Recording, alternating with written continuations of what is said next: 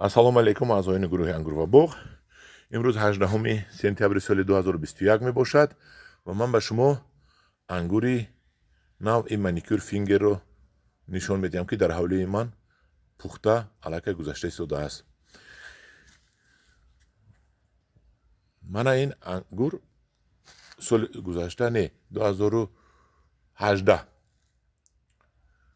имсол 21 ана инҷо пайвандшудагӣ буд, ана ҳамин ҷои пайвандаш, ана ҳамин ҷои пайвандаш. кундаи ғавсро ки мебинед, кундаи ғавс ин кишмиш буд ва боз як пайванди дигар ман болотар кардам. ана ҳамонҷо кардам ва ваяшро ба болои чойлоб ман равон кардам. болои чойлобо бастагии маникюр фингер ҳозир ҳаракат мекунам. боз нишон диҳам ва аввал ман дар бораи мана ин хуша ба шумо як маълумоти диҳам. хушаро бинед, мана ин дасти ман 20 сантиметр, 1 2 як бори дигар 1 2 40 зиёдтар сантиметр. ва ҳозир мо аз тани ҳамин ангурашро канда чен мекунем, кани чӣ қадар дарозиаш шудааст. мана ман се донашро кандам. болои гугиз мемонем. гугиз 5 сантиметр аст. 5 сантиметр аст. қариб 5 сантиметр дарозиаш дидед. ва ин ангур вақте ки пухта расид, ниҳоят ангури ширини қарсакӣ мешавад. ҳоз ман якташро мехӯрам. шумо қарсашро гӯш кунед.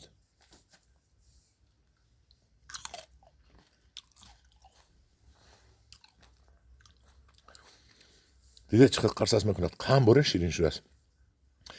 ин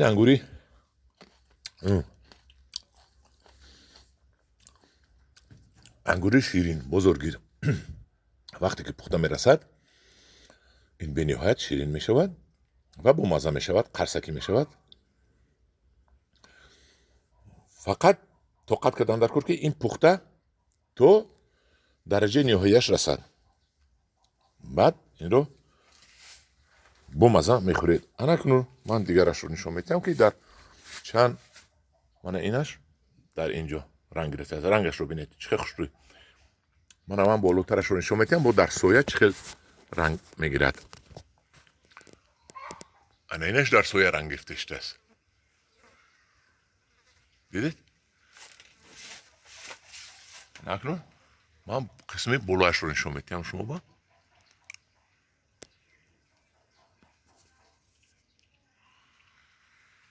ана ҳаминҷа ман анавай боло будагиё фикрам ба аз 2 кило зиёд ангур аст. мумкин 3 кило ам бирояд вай хушаҳо. ман вай хушаҳоро ба шумо дар рӯзҳои наздик гирифта нишон медиҳам. ина зебашро бинед.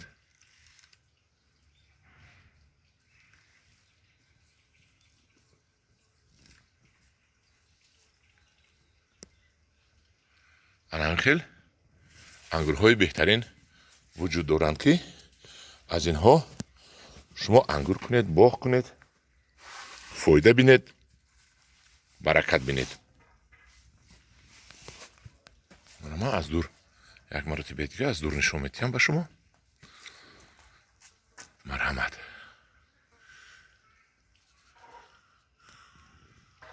чумчуқ нахӯрад гуфта сетка гирифтем. ваяшро бинед. ман баъд аз як рӯз ду рӯз имрӯзу пагоҳ гирифта навор гирифта ба шумо нишон медиҳам ҳамаи хушрӯгиашро. ана ҳамин хел ман ба шумо навор пешниҳод кардам. ман ин токро чӣ хел парвариш мекунам ба шумо гап занам. тирамо 4 сатил пору дар веқини кундааш рехта побел мекунам. аз ду тарафаш чуқурӣ мекунам.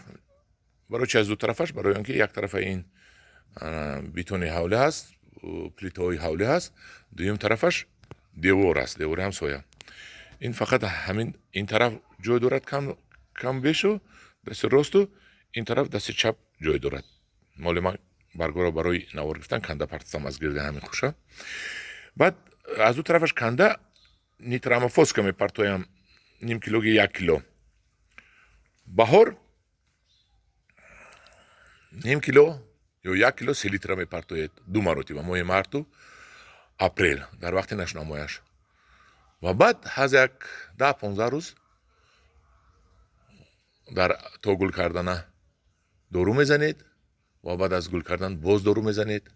чӣ хел дору заданашро бо ман зимистон ба шумо наворҳои оянда гирифта метиҳам. навор гирифта схемашро кашида нишон метиҳам. ана ҳамин хел ангури маникюр фингер. дар паноҳи худо бошед, бо гурӯҳи ангуру ва боғ бошед. ягон саволҳо бошад ба ман савол диҳед. ин гурӯҳи мо гурӯҳ барои баҳс омӯзиши ангур ва парвариши ҳар гуна боғҳо аст. барои вай шарм надошта саволҳо диҳед. дар паноҳи худо бошед.